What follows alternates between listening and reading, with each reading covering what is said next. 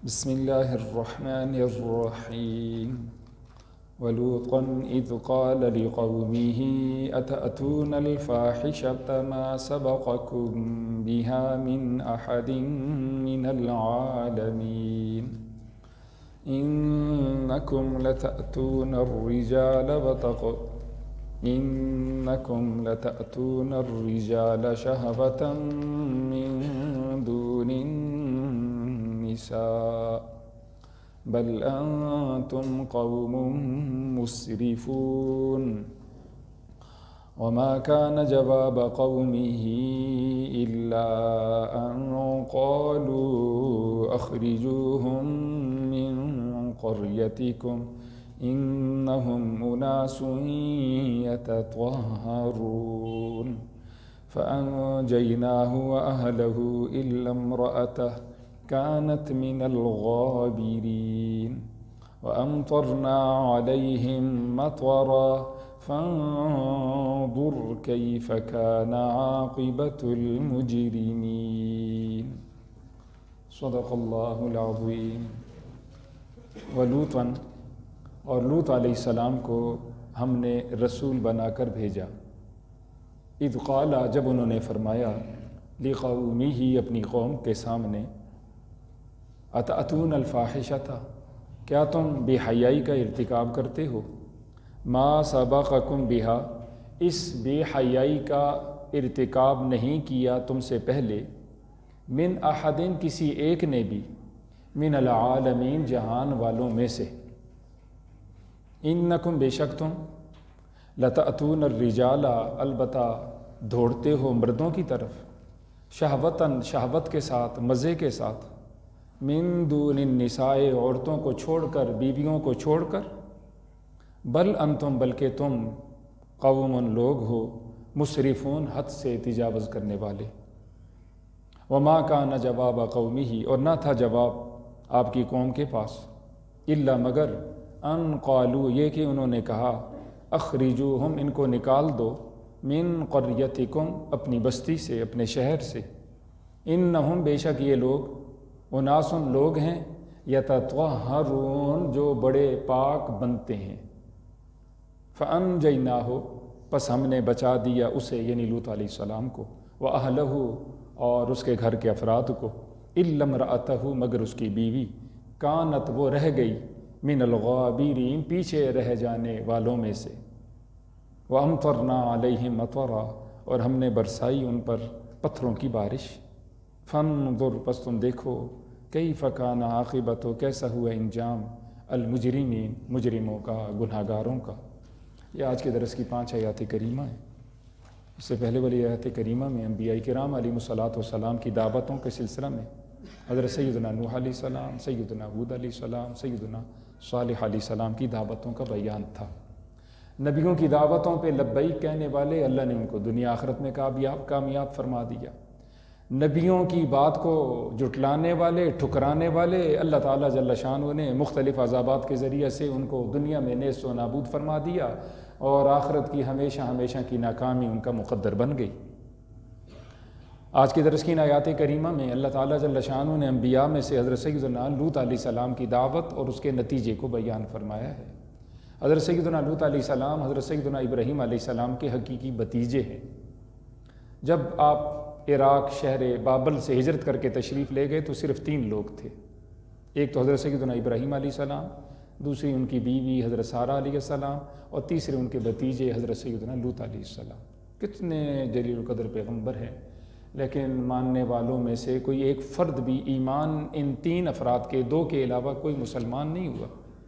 بابل سے چلے اور ان کا ارادہ تھا اللہ کے حکم سے کہ آپ فلسطین شام چلے جائیں۔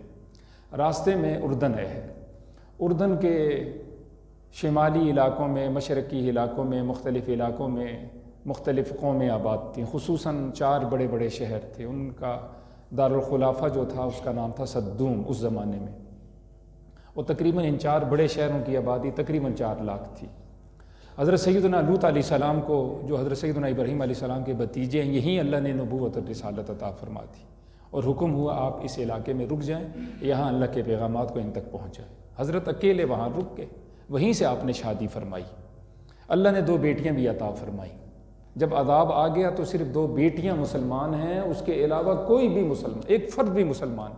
آیات کریمہ میں ہم نے پڑھا ہے کہ ان کی بیوی بھی مسلمان نہ تھی، وہیں سے شادی کی، وہ کافروں کے ساتھ ملی ہوئی تھی، جو عذاب کافروں پہ آ گیا وہ عذاب اس پہ بھی آ گیا۔ ایک زمانے تک حضرت سیدنا لوط علیہ السلام سمجھاتے رہے، اس امت کے اندر ایک تو کفر و شرک کی بیماری تھی، یا قوم اعبدوا اللہ ما لکم من الہ غیرہ، اے میری قوم کے لوگو تم اللہ کی عبادت کرو، اس کے سوا تمہارا کوئی معبود نہیں، جس طرح کہ دیگر صورتوں میں خصوصاً سورۃ الشعراء میں اس کی تفصیلات موجود۔ دوسری بیماری ان میں وہ ہم جنس پرست تھے، مردوں کے ساتھ منہ کالا کرتے تھے، اپنی شہوت اور ضرورت کو مردوں کے ساتھ پورا کرتے تھے، اور عورتوں کو، بیویوں کو، شادی شدہ ہوں یا غیر شادی شدہ ہوں، انہوں نے عورتوں سے بالکل کنارہ کشی اختیار کی ہوئی تھی۔ شادی شدہ ہونے کے باوجود وہ اس لعنت کا گرفتار تھے، اس کے چھوڑنے کے لیے تیار نہ تھے، اور اس سے پہلے اس جرم کو کسی ایک نے نہیں کیا، جس طرح کہ آیات کریمہ میں ہم نے سنا ہے۔ یعنی اس قوم سے پہلے کسی قوم نے، دنیا بھر کی کئی اقوام آئیں حضرت سیدنا آدم علیہ السلام سے لے کر یہاں تک، کسی قوم نے اس برائی کا ارتکاب نہیں کیا سوائے اس قوم کے، حتیٰ کہ مسافروں کو پکڑ لیتے، ان کو لوٹ لیتے، ان کے ساتھ بدفعلی کرتے، آپس میں وَتَأْتُونَ فِي نَادِكُمُ الْمُنْكَرَ، ہوا کے خارج کرنے میں مقابلے کرتے، الیاذ باللہ، اتنے بے غیرت تھے، اور پھر اس وہ برائی کا، بے حیائی کا وہ ارتکاب کرتے ایک دوسرے کے سامنے۔ حضرت سیدنا لوط علیہ السلام نے ان کو سمجھایا کہ اللہ نے تمہاری ضرورت کے لیے عورتوں کو پیدا کیا ہے، اور اسی سے تمہاری نسل انسانی کی ایک نسل کا چلنا ہے اور ایک سلسلہ ہے، تم یہ بے حیائی اس کو چھوڑ دو تو اللہ تعالیٰ جل شانہ کی دنیا آخرت میں تمہارے لیے فتح ہوگی، نصرت ہوگی، کامیابی ہوگی۔ لیکن وہ تیار نہ تھا، ماننا تو دور کی بات ہے، انہوں نے کہا جی اخرجوہم من قریتکم، یہ بڑے نیک بنتے ہیں، پاک بنتے ہیں، یہ ہوتے کون ہیں ہمیں سمجھانے والے، ان کو اپنے علاقوں سے نکالو۔ آخری عربہ ہمارا یہی چلتا ہے، جب ہم اپنے آپ کو ٹھیک نہیں کر پاتے تو ہم یہ کہتے ہیں کہ جو ہمیں سمجھانے والا ہے اسی کو راستے سے ہٹا دو۔ بہرحال اس حد تک جب بات دور چلی گئی تو اللہ تعالیٰ جل شانہ نے ان پر عذاب کو مسلط کیا، فجعلنا عالیہا سافلہا وامطرنا علیہا حجارۃ من سجیل منضود مسومۃ عند ربک وما ہی من الظالمین ببعید۔ فرمایا ہم نے زمین کا جو اوپر تھا اس کو نیچے کر دیا، اور جو نیچے تھا اس کو اوپر، ان کی بستیوں کو اٹھا لیا گیا اور اوپر سے ان کو الٹا دیا گیا۔ آج بھی تاریخ شاہد، بحر میت اردن کے علاقوں میں، نہر اردن یہ مشہور ہے، وہاں ایک بحر میت، میت کا معنی مردار، وہاں کوئی جاندار، کوئی بھی جاندار اس سمندر میں، اس پانی میں موجود نہیں رہ سکتا۔ یہ اوپر لے جائے گئے اور اوپر سے ان کو پٹخ دیا گیا، اور جو نیچے آئے تو کئی 100 کلومیٹر نیچے ان کی قبریں بن گئیں، اور وہ سارا حصہ زمین کے اندر دھنس گیا، اور اوپر پانی آ گیا، اور پانی میں اتنے زہریلے مادے اب بھی موجود ہیں کہ اس میں کوئی بھی جاندار زندہ نہیں رہ سکتا، اور نہ ہی انسان اور جاندار اس کے اندر ڈوبتا ہے۔ عام پانی میں انسان ڈوب بھی جاتا ہے، عام پانی میں، سمندر کا پانی اگرچہ کھارا ہی کیوں نہ ہو، نمکین ہی کیوں نہ ہو، لیکن وہاں آبی جاندار ہر طرح کے موجود رہتے ہیں، لیکن اس میں اب بھی تحقیق سے یہ بات ثابت ہے کہ اس طرح کے سلسلے موجود نہیں۔ یہ عبرت ہے، یہ سبق ہے۔ فما وجدنا فیہا غیر بیت من المسلمین، جو اکثریت کا نعرہ لگانے والے ہیں ان کے لیے بہت بڑا سبق ہے۔ سورہ ذاریات پڑھیے، اللہ فرماتے ہیں وہاں 4 لاکھ لوگوں میں ایک گھر کے سوا، حضرت سیدنا لوط علیہ السلام کا گھر تھا، اس گھر کے سوا ہم نے مسلمانوں کا کوئی گھر نہیں پایا، ایک گھر بھی وہ درست چلنے والا نہیں، سوائے 2 بیٹیاں، ایک حضرت خود ہے۔ یہ تشریف لے گئے ہجرت کر کے، اور باقی عذاب آیا اور سب کے سب لوگ نیست و نابود۔ یہ ہمارے لیے بہت بڑا سبق ہے۔ ایک سوال اٹھتا ہے ذہنوں کے اندر، جی اتنا بڑا گناہ ہے، اب تو اس سلسلہ میں پوری انجمنیں موجود ہیں، پورے ادارے موجود ہیں، اور اس کے افراد اور پورا ایک نظام موجود ہے، اور یہ ساری زندگی مردوں کے ساتھ اور عورتیں عورتوں کے ساتھ اپنی ضرورت کو پورا کرتے ہیں، نہ صرف ضرورت پورا کرتے ہیں بلکہ ان کے ادارے ہیں جو ان کو لائسنس ان کے پاس موجود ہیں، ویڈیوز بنا کے ساری دنیا میں دھڑا دھڑ 1 2 نہیں لاکھوں کی تعداد میں وہ پھیلا چکے ہیں۔ تو اب عذاب کیوں نہیں آ رہا؟ آنا چاہیے، کیوں نہیں آ رہا؟ تو دو وجہ ہیں. ایک وجہ تو حضور کی دعا ہے کہ ایک دم سے ان پہ عذاب نہ آ جائے. دوسری وجہ یہ کہ پہلے انبیاء تشریف لاتے تھے اور پھر دیکھا ہم نے ان کی بہادری اور جرت کو کہ کہتے تھے تم ائتنا بعذاب اللہ ائتنا بما تعدنا ان کنت من الصادقین، عذاب لا کے دکھاؤ جس کا تم ہمیں وعدہ دیتے ہو، وہ لا کے دکھاؤ اگر تم سچے ہو. تو چوری بھی تو سینہ زوری بھی، اور وہ علل اعلان تکذیب کرتے اور نبیوں کے ساتھ مذاق اڑاتے تھے. یہ بار بار آپ دیکھیں قرآن پاک میں، آپ ترجمے کے ساتھ ایک دفعہ پڑھ لینا. ساری زندگی میں کہتا ہوں کسی نیک آدمی کے ساتھ آپ مذاق نہیں کریں گے. ایک دفعہ میں کہتا ہوں دل سے قرآن پڑھنے والا، اللہ کی رہنمائی کو سیکھنے والا، وہ گناہگار تو ہو سکتا ہے لیکن وہ ہنسی اڑانے والا نہیں ہو سکتا. اللہ فرمائے کوئی نبی ایسا نہیں آیا مگر ہر نبی کے ساتھ ہنسی اڑائی گئی. یہ میں جو بالکل ترجمہ صحیح کر رہا ہوں، ہر نبی کے ساتھ ہنسی اڑائی گئی. تو وہ ہنسی اڑانے والے تھے، ظلم بھی کرتے، زیادتیاں بھی کرتے، مذاق اڑاتے، ہنسی اڑاتے. وہ کہتے عذاب لا کے دکھاؤ تو پھر اللہ کی پکڑ آ جاتی اور اس سے وہ بچتے نہیں تھے. دوسری وجہ کہ اکثریت سے وہ عذاب، وہ گناہ کے اندر مبتلا ہو. اکا دکا کچھ لوگ ہوتے، جس طرح میں نے ابھی عرض کیا فما وجدنا فیہا غیر بیت من المسلمین، اکا دکا بچنے والے ہوتے، ورنہ اکثریت سے وہ بے حیائی کا اور گناہ کا ارتکاب کرنے والے ہوتے اور اللہ کا عذاب ان پہ آ جاتا. اور ایک سلسلہ جو انہوں نے شروع کیا، اس سے پہلے بھی میں نے عرض کیا، جو وہ مجرم تھے تو عادی مجرم تھے، ایک گناہ کے بعد دوسری کی تلاش میں، دوسرے کے بعد تیسرے کی، حتیٰ کہ وہ ایسے عادی ہو چکے تھے جو فرشتے 3 خوبصورت لڑکوں، امرت لڑکوں کی شکل میں آئے، وہ سمجھے کہ یہ خوبصورت لڑکے ہیں جو لوط علیہ السلام کے مہمان ہیں. انہوں نے جو پر مارا فَطَمَسْنَا أَعْيُنَهُمْ، قرآن پاک میں یہ بھی اللہ نے بیان کیا، ان کی آنکھیں جو ان کے لیڈر تھے، بڑے تھے، جو اس برائی کے ارادے سے بچوں کی طرف، ان لڑکوں کی طرف، فرشتوں کی طرف بڑھ رہے تھے، تو ان کی آنکھیں چلی گئیں. لیکن پھر بھی وہ ٹٹول ٹٹال کے آگے بڑھتے تھے کہ وہ لوگ کدھر گئے، ہم ان کے ساتھ اپنی ضرورت کو پورا کریں. ایسے ظالم تھے. تو جب یہ کیفیت پیدا ہو جاتی ہے تو ایسی قوم جو ہے کبھی بھی عذاب سے بچ نہیں سکتی. کبیرہ گناہوں میں سے یہ کبیرہ گناہ. اللہ نے ہمارے لیے عورتوں کو رکھا ہے، فَانْكِحُوا مَا طَابَ لَكُم مِّنَ النِّسَاءِ مَثْنَىٰ وَثُلَاثَ وَرُبَاعَ فَإِنْ خِفْتُمْ أَلَّا تَعْدِلُوا فَوَاحِدَةً. ایک شادی کرو، 2 کرو، 3 کرو، 4 تک گنجائش. لیکن اگر انصاف کر سکتے، انصاف نہیں کر سکتے، ایک عورت، 2 چیزوں میں خصوصاً انصاف. ایک تو خرچے میں، عورت کا جو خرچہ ہے، بیویوں کا خرچہ ہے، وہ برابری کی سطح پہ. دوسرا وقت میں بھی عام طور پر ایمرجنسی نہ ہو، کوئی مسئلہ نہ ہو تو برابری ہے. یہ دونوں چیزوں میں انصاف لا. دلی میلان، دلی محبت، کوئی خوبصورت زیادہ ہے، کوئی طریقے سلیقے والی زیادہ ہے، کوئی خدمت والی زیادہ ہے، اس طرف ہو جائے تو اس پہ کوئی پکڑ نہیں. تو اللہ تعالیٰ جل شانہ نے سورہ مؤمنون کے شروع میں فرمایا قد افلح المؤمنون، یقیناً ایمان والے کامیاب ہو گئے. ان میں سے ایک خوبی اللہ نے جو بیان فرمائی ہے کہ والذین هم لفروجہم حافظون، وہ اپنی شرمگاہوں کی حفاظت کرتے ہیں. الا علی ازواجہم، شرمگاہ اگر کھلے گی یا یہ ضرورت پوری ہوگی صرف بیویوں کے سامنے. اب ایک ہی راستہ ہے، فمن ابتغى وراء ذلك فاولئک هم العادون. جو اس کے علاوہ دائیں بائیں جائے گا اور اس کے ذریعے سے اپنی ضرورت کو پورا کرے گا، یہی حد سے بڑھنے والے ہیں، یہی گناہگار ہیں، اور یہی اللہ تعالیٰ جل شان کے باغی اور مجرم ہیں. اور بیوی میں بھی اللہ نے حد لگا دی.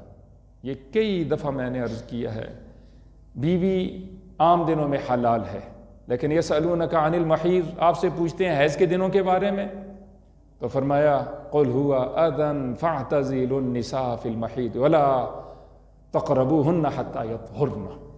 عورتیں اگر ناپاک ہو جائیں، ماہواری میں چلی جائیں تو ان سے بالکل کنارہ کش ہو جائے. ناف سے لے کر گھٹنے تک کپڑا اٹھانا اس کے شوہر کے لیے بھی حلال نہیں ان دنوں میں، حتیٰ یطہرن، یہاں تک کہ خوب پاک ہو جائیں.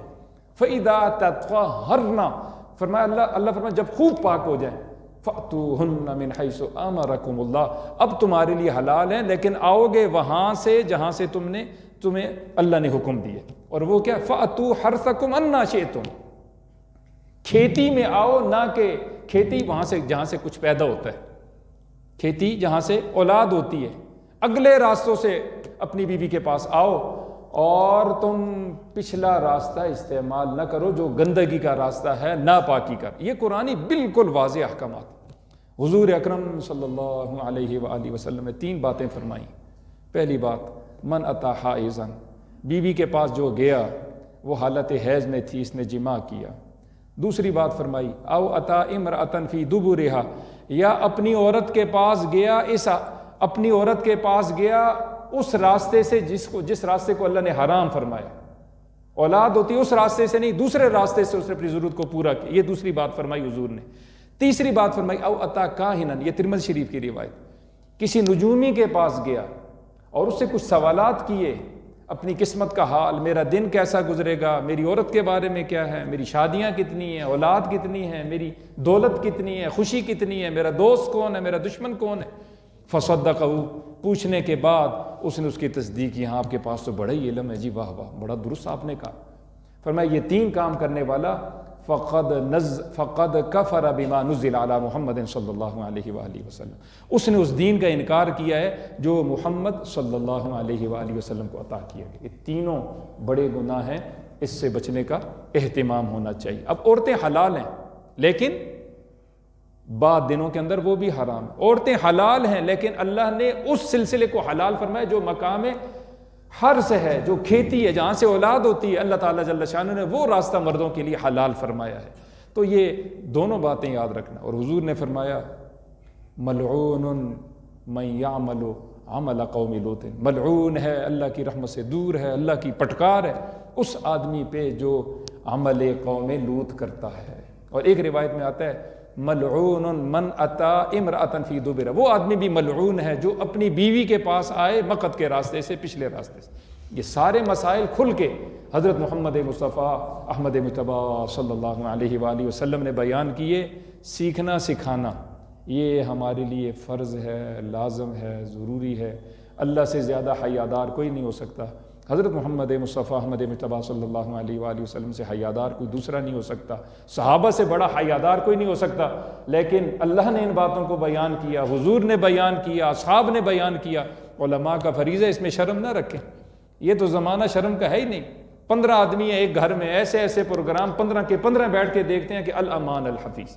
تو ان باتوں میں شرم کوئی بھی نہیں۔ مردوں کو چاہیے اپنے بچوں کو جب وہ بالغ ہو جائیں، سمجھدار ہو جائیں، یہ مسئلے سکھائیں، شادی سے پہلے، شادی کے بعد۔ خود نہیں سکھا سکتے، علماء کے پاس بھیجیے۔ عورتوں کی ذمہ داری ہے عورتیں اپنی اولاد کو سکھائیں، خود نہیں سکھا سکتی ہیں، ان کو پتہ ہی نہیں ان مسائل کا، تو عالمات کے پاس بھیجیں، یا محرم جو ان کے ہیں ان کے ذریعے سے مسائل سیکھ کر عورتوں کو بتائے جائیں، پھر عورتیں آگے سمجھائیں، یہ لازم۔ اور آخری بات جو عرض کرنا چاہ رہا ہوں وہ یہ کہ اگر کوئی ایسا آدمی ہو جس کا یہ جرم ثابت ہو جائے تو اس کے لیے کیا شرعی سزا ہے۔ تو یہ علماء فرماتے ہیں کہ حضور اکرم صلی اللہ علیہ وآلہ وسلم کے زمانے میں زنا کے کیس تو آئے ہیں لیکن یہ اس طرح کا کیس نہیں آیا، لہٰذا جب وہ قرآن و سنت میں اس کی سزا نہیں تو پھر بعد کے جو اصحاب ہیں ان میں کچھ نہ کچھ اختلاف ہوا۔ حضرت سیدنا عبداللہ بن عباس رضی اللہ تعالیٰ عنہما فرماتے ہیں اگر ثابت ہو جائے ان کے اقرار کے ساتھ کہ 4 گواہوں کے ساتھ ان کو قتل کر دیا جائے۔ امام اعظم ابو حنیفہ رحمۃ اللہ تعالیٰ علیہ فرماتے ہیں، دیگر علماء بھی، کہ قاضی جو ہے، حاکم وقت جو ہے، مسلمان جو جج ہے، اس کی صوابدید پہ اس کو سزا بھی دے سکتا ہے کوڑوں کی، چاہے تو اس کو قید کی سزا بھی دے سکتا ہے۔ اگر وہ ایسا ہے کہ وہ باز آنے والا نہیں اور اس سلسلے کا وہ پکا مجرم عادی ہے تو اس کو وہ قتل بھی کروا سکتا ہے، کیونکہ زنا کی سزا یا زنا کا جرم قدرے کم ہے، اور اس کا جو جرم ہے یا اس کی جو گندگی ہے یا اس کی اس سے زیادہ ہے۔ زنا کے بارے میں اللہ کیا کہتا ہے؟ لا تقربوا الزنا انہ کان فاحشہ وساء سبیل۔ زنا کرنا تو دور کی بات ہے، قریب بھی نہ جاؤ۔ اس سلسلے میں سوچنا، بات چیت کرنا، اس سلسلے میں کوئی راستے ہموار کرنا، ایسے لوگوں کے ساتھ بیٹھنا اٹھنا، ایسی جگہ آنا جانا، اس سے بھی بچو۔ انہ کان فاحشہ وساء سبیل، یہ سخت بے حیائی کی بات ہے اور یہ بہت برا راستہ ہے، اس سے بھی کہیں زیادہ برا لواطت کا سلسلہ ہے، اور یہ عمل قوم لوط کا سلسلہ ہے۔ اور خصوصاً جو ٹیوشن پڑھانے والے گھروں میں آ جاتے ہیں، وہ مرد ہیں اور ہمارے گھر کے لوگ، ان کا وہ قاری کیوں نہ ہو، کوئی عالمی کیوں نہ ہو، مفتی کیوں نہ ہو، جی، اور دنیا داری کیوں نہ، دین پڑھانے والا یا دنیا پڑھانے والا، اپنے بچوں کی خود نگرانی کریں۔ اس زمانے میں جب میڈیا پہ سب کچھ موجود ہے اور نیٹ پہ سب کچھ موجود ہے اور شادیوں میں تاخیر ہو رہی ہے، تو طرح طرح کے سلسلوں کا ایک گندگیوں ناپاکیوں کا ایک سلسلہ، ہماری اپنی ذمہ داری ہے ہم اپنے بچوں کی خود حفاظت کریں۔ بچے کہاں آتے جاتے ہیں، ٹویشن کے وقت، گھر کے اندر ٹویشن، باہر کی ٹویشن، بچوں دوست ان کے کون سے ہیں، کن کے ساتھ اٹھتے بیٹھتے ہیں، یہ ہماری ذمہ داری ہے۔ جو ہم سے ہو سکتا ہے وہ ہم کریں، جو ہمارے بس میں نہیں تو اللہ سے استغفار